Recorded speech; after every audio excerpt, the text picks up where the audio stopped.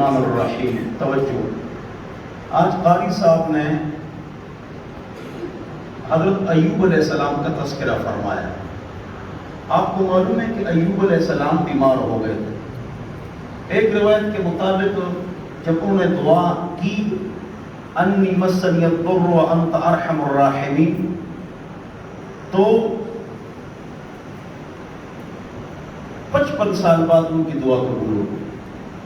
ایک روایت کے مطابق جب ہم کو کوئی کام نہیں ملتا ہے، کوئی پریشانی ہو اور 6 مہینے لیٹ ہو جائے نا، کہ اللہ دعا قبول نہیں فرماتے. حضور نے صلی اللہ علیہ وسلم 40 سالہ زندگی گزاری، چچا بھی چلے گئے، والد صاحب بھی، والدہ بھی، خدیجہ بھی رضی اللہ عنہ. پھر 40 سال کے بعد تکلیفیں. اشد بلاء الانبیاء ثم الامثل فالامثل. بخاری شریف کی روایت ہے کہ سب سے زیادہ تکلیفیں انبیاء پر آتی ہیں، پھر جو ان کے قریب ہوگا ان پر زیادہ تکلیفیں آئیں گی، زیادہ مصیبتیں آئیں گی. تو دنیا جو ہے نا تکلیفوں کی جگہ ہے. پہلی وہی اتری ہے نا، تو پہلی جو شروع کی وہی اتری ہے، تو اس میں یہ بھی ہے لَتَرْكَبُنَّ طَبَقًا عَنْ طَبَقٍ. یہ دنیا پریشانیوں کی جگہ ہے، یہ خوشی کی جگہ نہیں. ہر ایک کو دوسرا خوش نظر آتا ہے اور اس کا گھر بازار اس کو نظر آتا ہے، لیکن ہر ایک اپنی پریشانیوں میں ڈوبا ہوا ہے. اللہ کی تقدیر پر یقین، اس کی وجہ سے ہم ہنس رہے ہیں، خوش ہو رہے ہیں کہ بھائی اللہ خیر کرے گا انشاءاللہ. ورنہ آخرت ہی عیش کی جگہ ہے، عیش و عزت کی جگہ آخرت ہے. قرآن حدیث کی آپ سٹڈی کریں. صحابہ نے غزوہ خندق کو جب خندق کھود دی تو کیا نعرہ لگا رہے تھے؟ اللہم لا عیش الا عیش الآخرہ. عیش، عشرت، مزے یہ آخرت ہے، دنیا میں نہیں. ایوب علیہ السلام بیمار ہوئے تو انہوں نے دعا کی. تو قرآن میں کیا ہے دیکھو،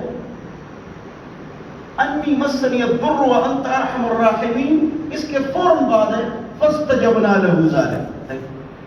فا تعقیب الوصل کے لیے آتا ہے، یعنی فوراً ہم نے اس کی دعا قبول کر دی، اگرچہ بہت دیر بعد دعا قبول ہوئی. ایک روایت کے مطابق، باقی اس میں کمی بیشی بھی ہو سکتی ہے. تو یہ نہیں کہ ہماری کوئی تکلیف ہو اور ہم بس جلد بازی کریں کہ اللہ دعائی قبول نہیں کرتی. ایسی سوچ اللہ تعالیٰ کو مایوسی پسند نہیں ہے. ہمیشہ خوش رہو. اللہ تعالیٰ کی رحمت سے مایوس کافر ہی ہوتا ہے. سورہ یوسف قرآن میں مایوس نہیں ہونا. تو میں نے جو بات کرنی تھی وہ یہ تھی کہ کچھ باتیں ہمارے درمیان مشہور ہیں کہ بھائی حضرت ایوب علیہ السلام میں کیڑے پڑ چکے تھے اور کیڑے نیچے گرتے تھے، اتنی بیمار تھے، زخم لگ گئے تھے، اور وہ کیڑے اٹھا کر اپنے اندر ڈالتے، اپنی زخموں پر ڈالتے کہ اللہ نے رزق ان کا میرے اندر مقرر کیا ہے. یہ بہت مشہور ہے، یہ جھوٹ ہے. کیا ہے؟ جھوٹ ہے. اللہ نبی کو ایسا نہیں بناتا کہ لوگ ان سے گھن محسوس کریں. ایک دو، حضرت نوح علیہ السلام کی کشتی میں لوگوں نے پائخانہ کیا تھا، بڑا پیشاب کیا تھا اور وہ خراب ہو گئی کشتی. تو اللہ نے ان کے اوپر خارش لگائی اور اس کا کوئی علاج نہیں تھا. ایک دن کوئی آدمی کشتی میں گر گیا، وہ پاخانہ لگ گیا، وہ ٹھیک ہو گیا، تو سارے لوگ اس میں گرتے گئے اور بالکل کشتی کو صاف کیا. یہ بھی جھوٹ ہے.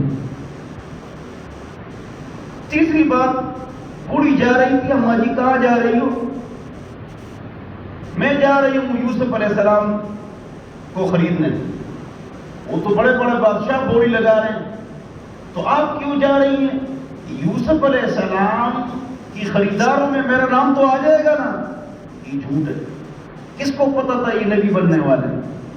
مفتی عبداللہ صاحب فیضان صاحب بیان ہوگا فیضان عبداللہ سے بولا. کس کو پتا تھا کہ یہ بات میں بہت بڑے نبی بننے والے ہیں؟ توجہ. تو یہ بھی جھوٹ ہے. ایک بوڑھی اماں جی تھی، وہ دور پر کوڑا کرکٹ گن ڈالتی تھی. ایک مرتبہ وہ بیمار ہو گئی، آج تو اس نے نہیں ڈالا، بیمار ہو گئی ہے تو ان کی بیمار کرسی کے لیے حضور تشریف لے گئے. جھوٹ ہے، ایسی کوئی بوڑھی عورت نہیں. حضرت موسیٰ علیہ السلام اللہ کی ملاقات کے لیے جا رہے تھے. بوڑھی نے کہا میرے لیے دعا کرو مجھے بیٹا مل جائے. اللہ نے فرمایا ان کی قسمت میں بیٹا نہیں. یہ خبر بوڑھی کو دی گئی. بعد میں موسیٰ علیہ السلام جب آئے تو ان کے گود میں بیٹا. بھائی بیٹا کہاں سے ہے؟ یہ فلانے ولی نے دعا کی تھی. یہ مشہور ہے وہ جواب. تو ولی کی بات اللہ نے مانی اور نبی کی نہیں مانی. ایک قصہ بھی جھوٹا ہے. اور 40 دن کے بعد وہ لوٹے تو سنتاً 40 دن کے اندر تو یہ نہیں ہو سکتا ہے، لیکن یہ ولی کا جو درجہ ہے یہ نعوذ باللہ میرے نبی سے اونچا ہے. نعوذ باللہ، ایسی بات غلط. حضرت زکریا علیہ السلام کافروں سے بھاگ رہے تھے تو درخت کو کہا میں قتل ہونے والا ہوں مجھے جگہ دے دو. درخت 2 ٹکڑے ہو گئے. حضرت اندر ہو گئے، درخت بند ہو گئے، دامن پیچھے رہ گئے. تو انہوں نے حضرت کو آری سے شہید کر 2 ٹکڑے کر. یہ بات جھوٹ ہے. نبی اللہ سے مدد مانگتا ہے، درخت سے نہیں مانگتا کہ مجھے جگہ دے. یہ ایک قصہ بھی نہیں ہے. اس طرح بہت سارے قصے ہوتے ہیں ہاں، لیکن کم علم لوگ یا قصاص یا تقریر کرنے والے مجلس کو گرم کرنے کے لیے سناتے ہیں کہ نعوذ باللہ نعوذ باللہ نعوذ باللہ نعوذ باللہ 2 مرتبہ کہ عبد القادر جیلانی اور اللہ راستے پر جا رہے تھے. نعوذ باللہ نعوذ. آدمی بول نہیں سکتا، میں نہیں بولتا. پھر ان کو ہاتھ دے دیا کہ دستگیر 10 ہاتھ گیر پکڑ لو ورنہ گرنے والا ہوں. یہ ایک قصہ ہے کتابوں میں.